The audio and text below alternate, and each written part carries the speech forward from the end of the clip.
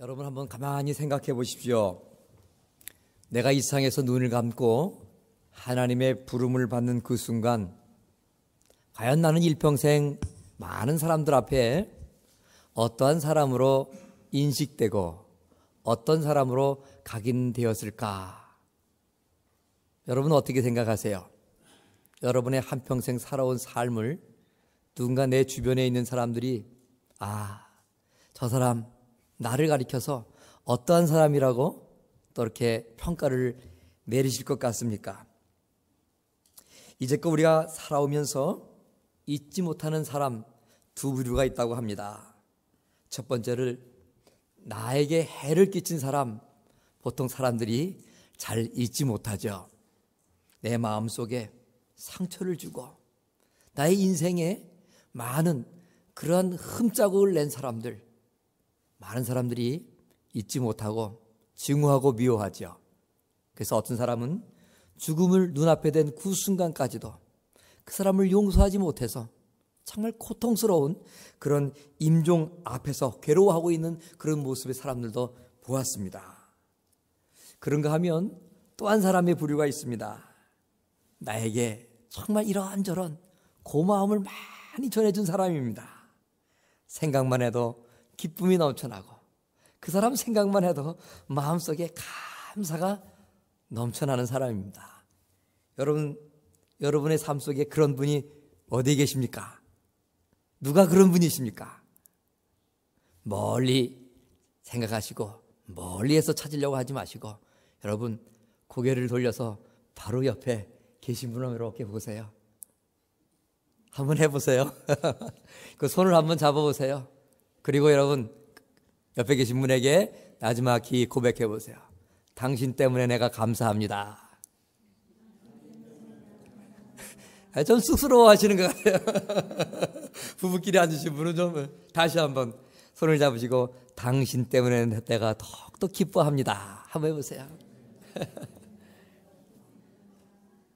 여러분 저에게도 참 하나님 우리에게 당연한 분이죠. 부모님 당연하죠. 이분들 말고 참 여러분 생각만 해도 지금 감사하고 기쁜 그런 많은 분이 있습니다.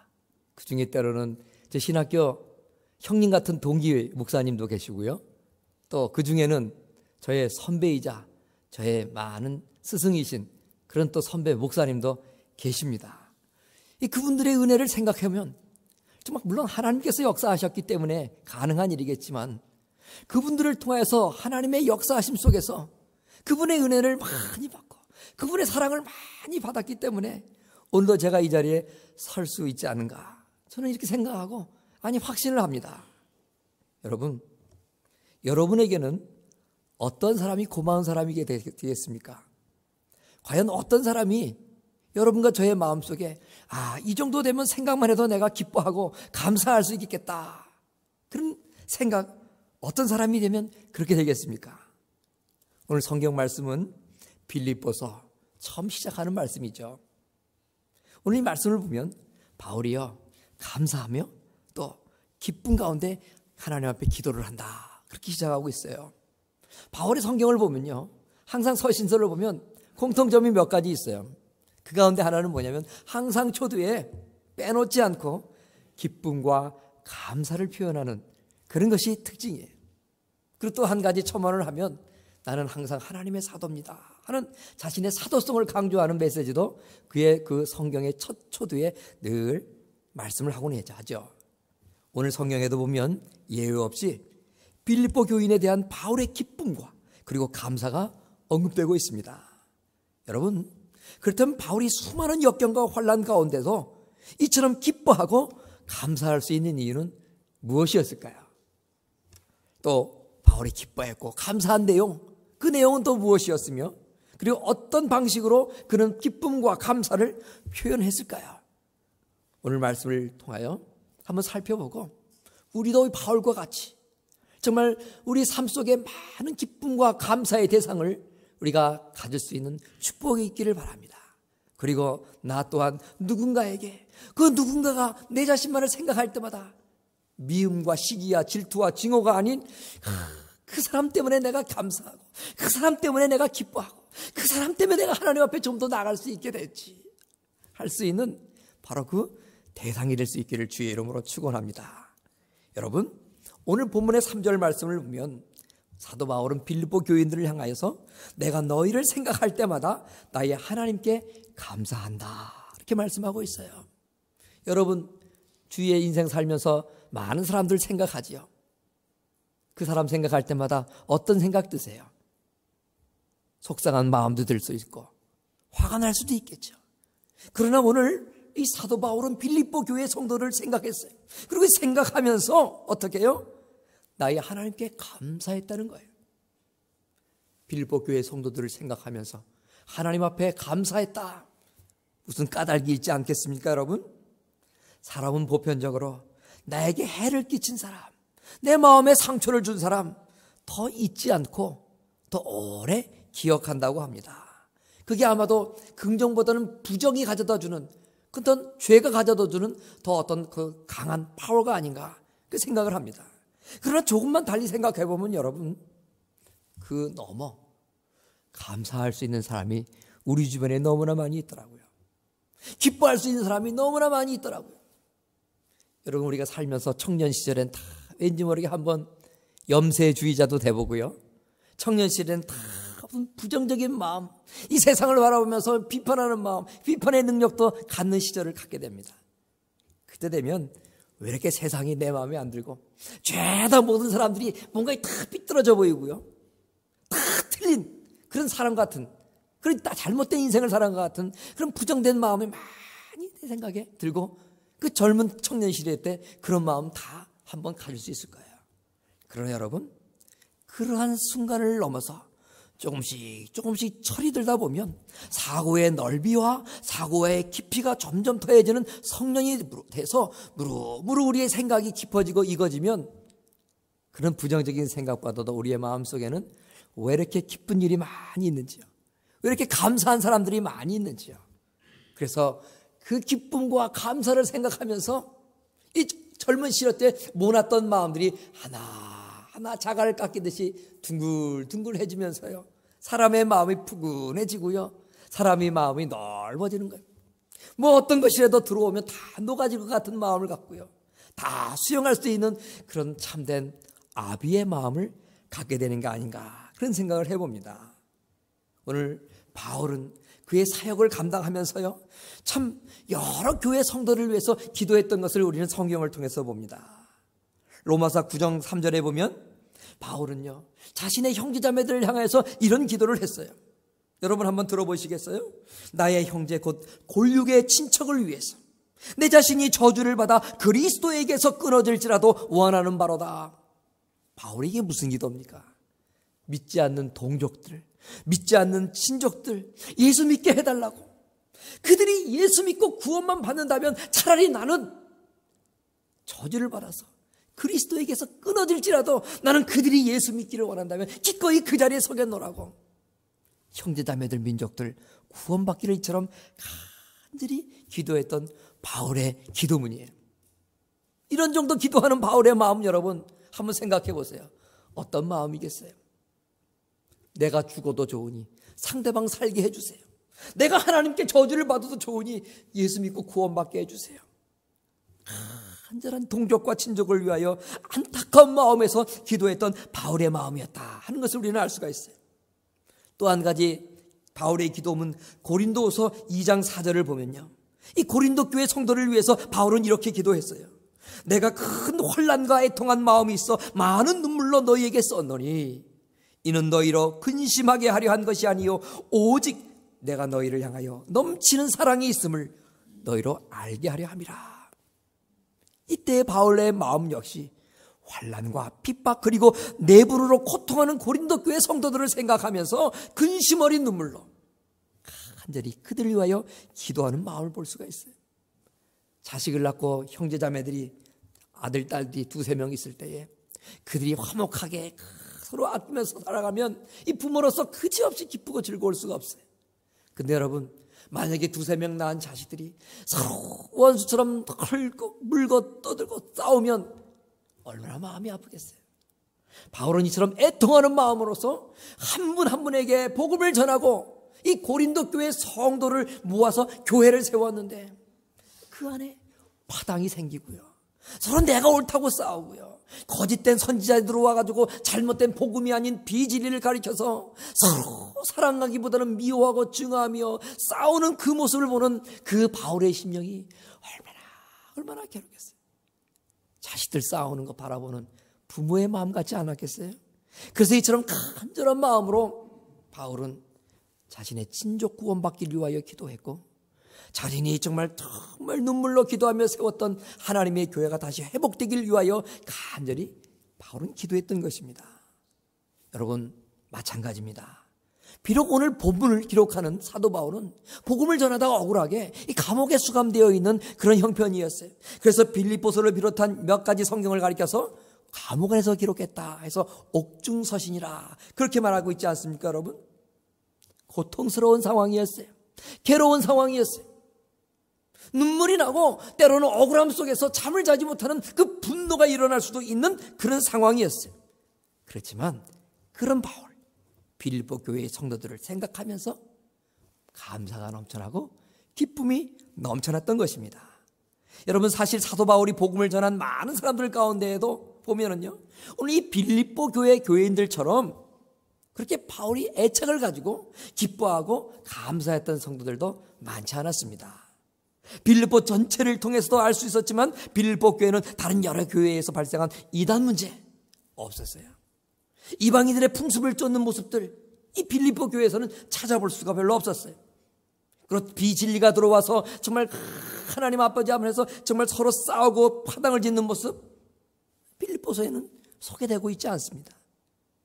그래서 이러한 모습들 다른 교회에는 많은 문제가 있었지만 오늘 이 빌립보 교회는 너무나 아름답게 잘 믿음의 삶을 살아가기에 바울은 늘 다른 교회를 생각하면 근심 어린 기도를 했지만 이 빌립보 교회만큼은 기쁨과 감사가 넘치는 하나님 앞에 기도를 할 수 있게 된 것이었어요.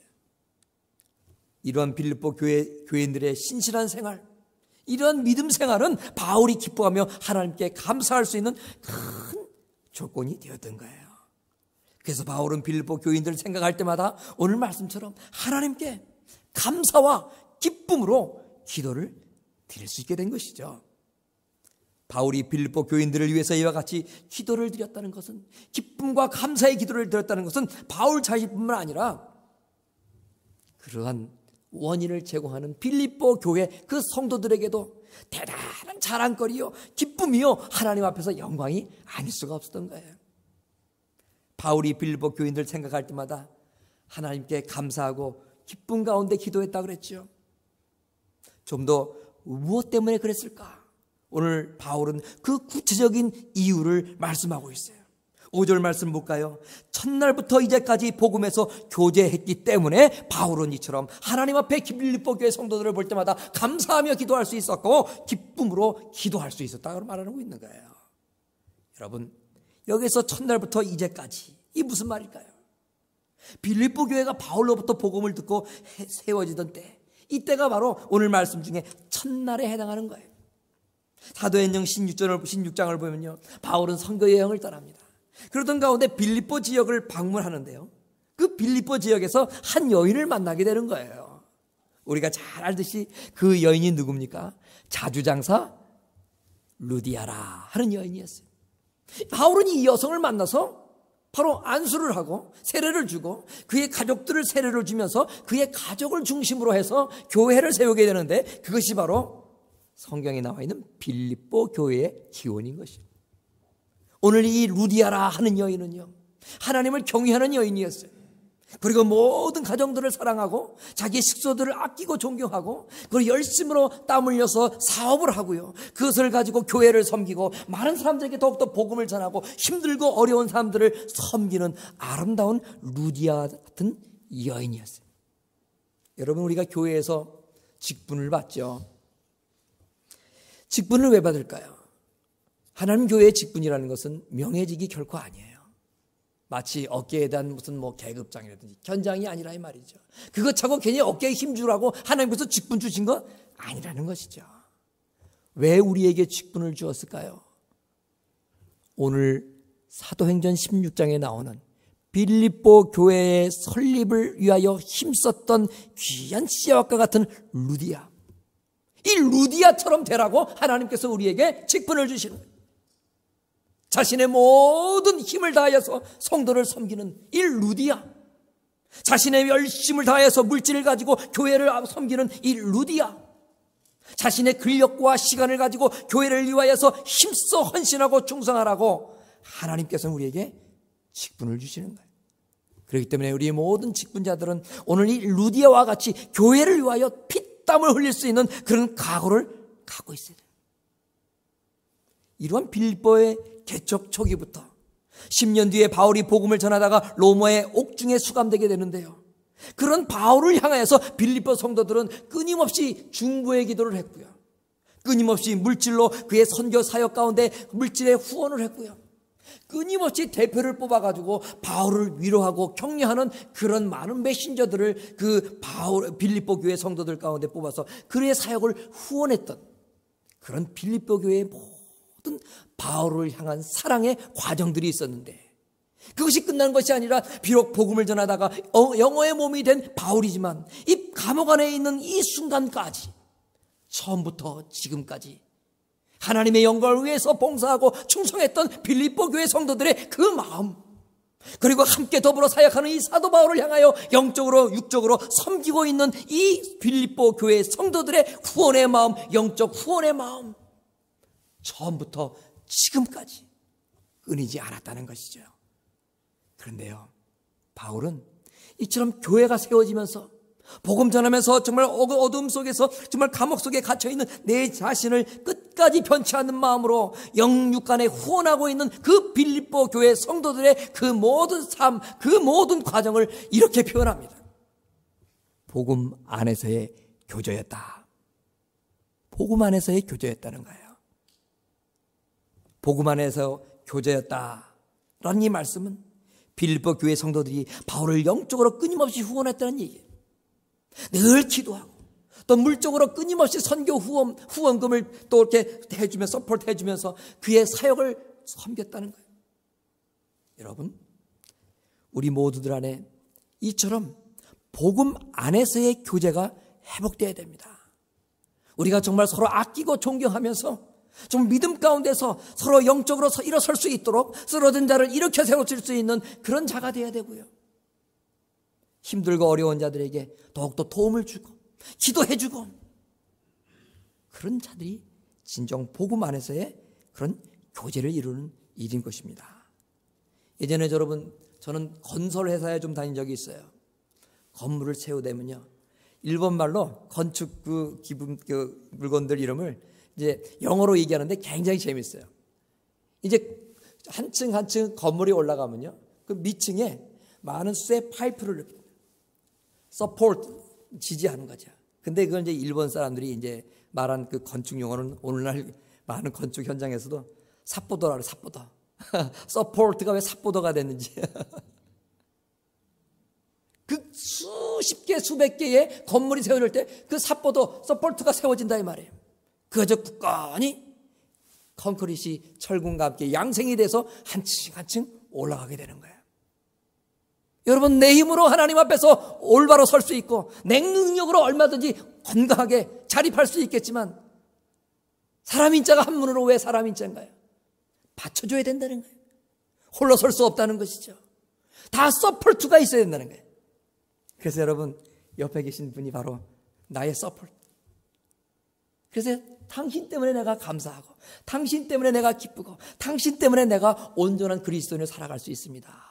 이렇게 고백할 수 있는 것, 이것이 바로 복음 안에서의 교제입니다. 여러분, 목회자는 성도를 볼 때 늘 잘 되기를 원하는 마음 갖고 늘 기도하고요. 오늘 이 말씀도 여러분 듣기에 은혜가 되는지 안 되는지 모르겠지만, 이 말씀을 한마디 여러분들이 듣고 마음속에 좀 더 주님을 발견하고 온전한 그리스도인으로서 두렵고 떨림으로 구원을 이루는 데 있어서 조금이라도 도움이 되고자 하는 마음으로 기도하면서 준비합니다.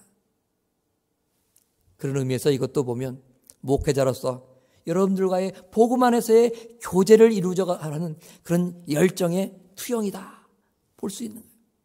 여러분 성도들과 성도들 사이에 얼마나 복음 안에서의 교제가 이루어지고 있습니까? 서로 기도하셔야 됩니다. 이미 아시겠지만 우리 임영옥 집사님 참 힘든 가운데 계십니다. 다음 달 15일 날 최종 판결이 내려지는데 기도하셔요. 하나님의 은혜 가운데 정말 어려운 가운데 처하지 않도록 기도해 주십시오. 또 주변의 구역 안에 힘들고 어려운 분들 계시면 여러분 그분들 위해서 기도해 주십시오. 우리는 말로는 참 하기 좋아요. 그러나 우리가 정말 복음 안에서 기도하는 것은 그렇게 가십으로 말 한번 하고 끝나는 것이 아니죠. 진심 어린 마음으로 바울이 정말 동족을 구원하기 위해서 내가 그리스도에게서 끊어질지라도 차라리 그들이 구원받았으면 좋겠어요. 애절한 마음으로 기도하는 것. 정말 고린도 교회의 성도들이 하나가 되어서 복음 안에서 다시 회복되기를 간절히 바라는 아비의 마음과 같은 그런 마음으로 하는 기도.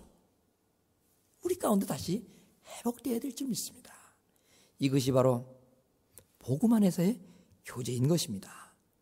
여러분 바울의 말씀을 보면요, 그가 정말 마지막 달려갈 길을 다 가고 하나님 앞에 부름을 받는 그 순간에 바울은요, 자기 인생에 있어서 서로 복음 안에 교제했던 사람들, 정말 감사의 대상이었고 기쁨의 대상이었던 사람들 이름을 쭉 나열하고 있습니다.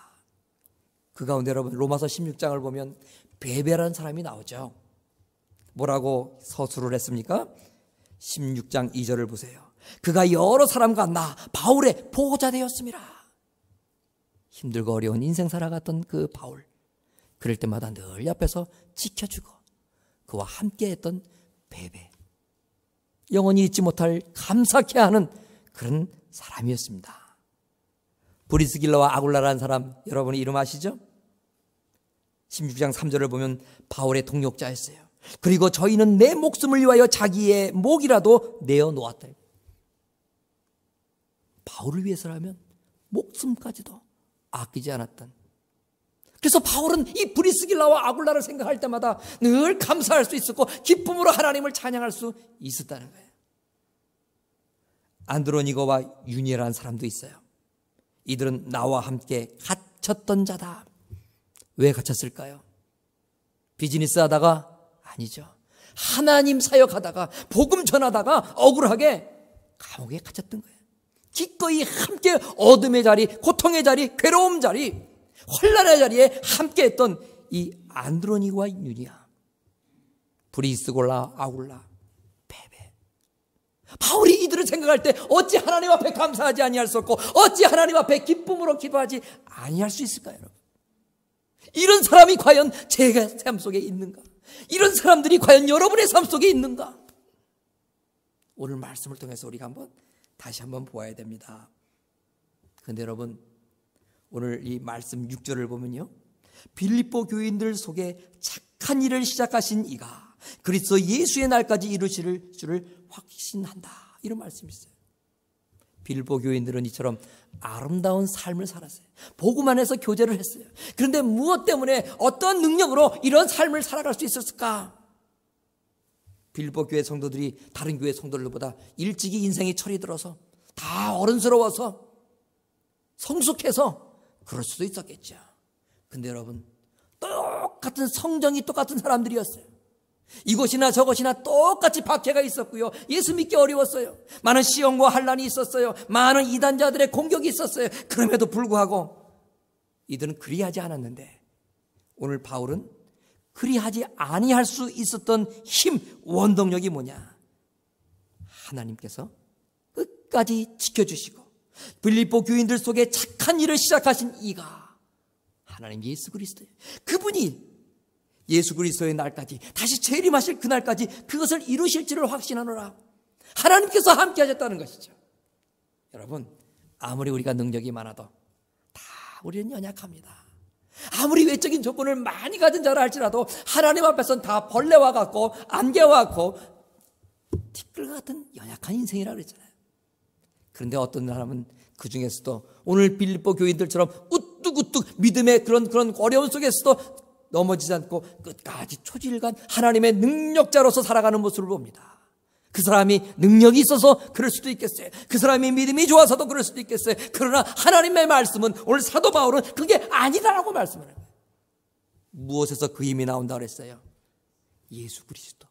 그분이 그렇게 하시기 때문에, 처음부터 끝까지 그 일을 이끌어 나가시기 때문에 가능하다고 얘기하는 거예요.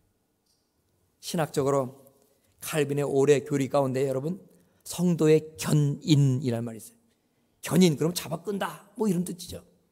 하나님께서 성도를 향하여서 참고 인내하면서 끝까지 인도해 주신다, 이런 뜻이에요. 오늘 빌립보 교회 성도들이 어떻게 그런 환난과 박해 속에서도, 고통 속에서도 하나님 보시기에 아름다운 믿음의 삶을 살아갈 수 있고, 이처럼 아름다운 복음 안에서의 교제를 줄기차게 할 수 있었느냐? 그들의 능력 때문이 아니었어요. 그들의 잘남 때문이 아니었어요. 바로 하나님께서 우리를 향하신 그 견인, 참고 인내하시며 끝까지 이끌어 가시는 하나님의 함께 하심과 하나님의 인도가심이 있었기 때문에 가능했다.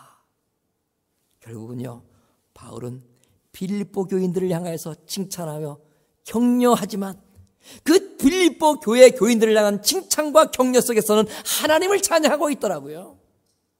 여러분, 오늘도 하나님께서는 우리들을 끝까지 참고 인도하시고 이끌시기를 원하세요.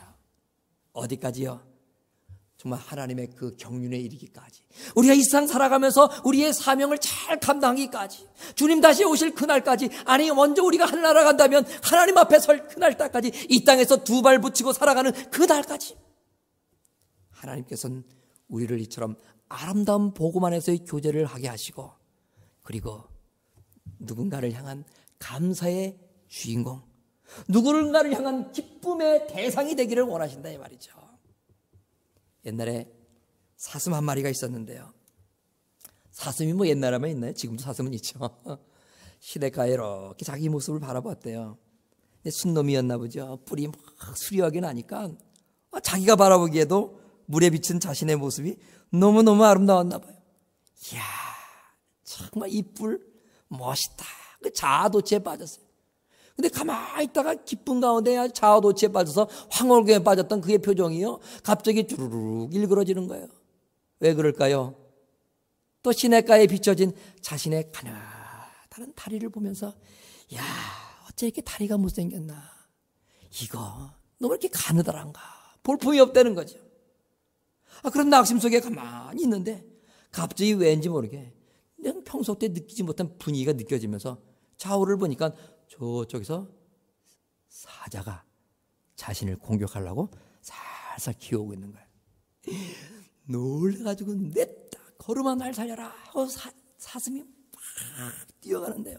그만 얼마 가지 못해가지고 수려한 나뭇가지에 이 뿔이 탁 걸려버리고, 이 발버둥을 치니까 탁 그냥 숲에 숲풀들하고 얽매가지고요, 나중에 사슴이 그냥 뿔에, 나뭇가지에 풀에 엉켜가지고 덜렁덜렁덜렁 막 매달릴 정도로 돼버렸어요. 큰일 났죠. 사슴은 더 다가오고요. 사슴은 이제 느긋하게 이제 걸리는 거 보고 천천히 살기 위해서 몸부림을 쓰는 이 사슴은 마침내요, 그냥 사경을 헤매다가 그 수려한 뿔들 다 잘라버리고 겨우 떨어져서 또 역시 걸음아 날 살려라고 도망갔다. 나중에 이제 사정권을 벗어나서 사슴이 가만히 앉아서 생각을 해보는 거예요. 야, 내가 이렇게 수려해서 자아도취에 빠졌던 이 내 멋있는 이 뿔, 이것 때문에 나는 죽을 뻔했는데, 내가 이렇게 원망하고 못마땅해 여겼던 이 가느다란 다리, 이 다리 때문에 그래도 내가 이 사자의 공격에서 무사히 도망을 하고 피신해서 살아나게 되겠구나, 그런 생각을 했다는 거예요.